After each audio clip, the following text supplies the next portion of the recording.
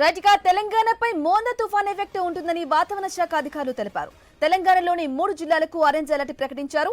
పెద్దపల్లి, భూపాలపల్లి, ములుగులకు భారీ వర్ష సూచన ఉన్నట్లుగా తెలిపారు. ఇక తెలంగాణలోని 21 జిల్లాలకు ఎల్లో అలర్ట్ విధించారు.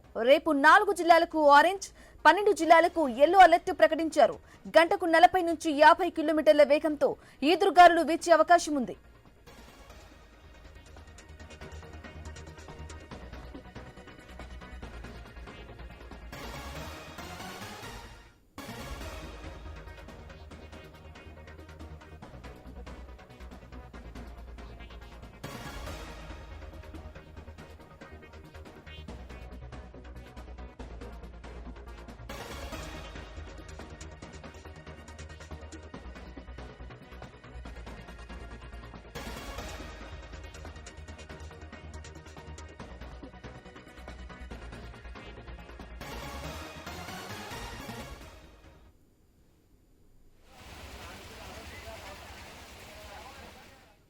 రైట్ గా బ్రేకింగ్ న్యూస్ చూస్తున్న మోందా పెను తుఫాన్ భయపడుతోంది.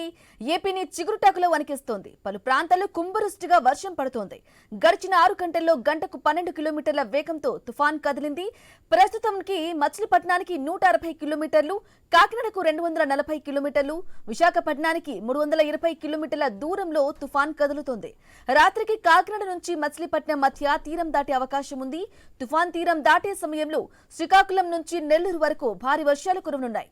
ఇక అదే సమయంలో 100 నుంచి 110 కిలోమీటర్ల వేగంతో పెనుగాలులు వీచే అవకాశం ఉంది.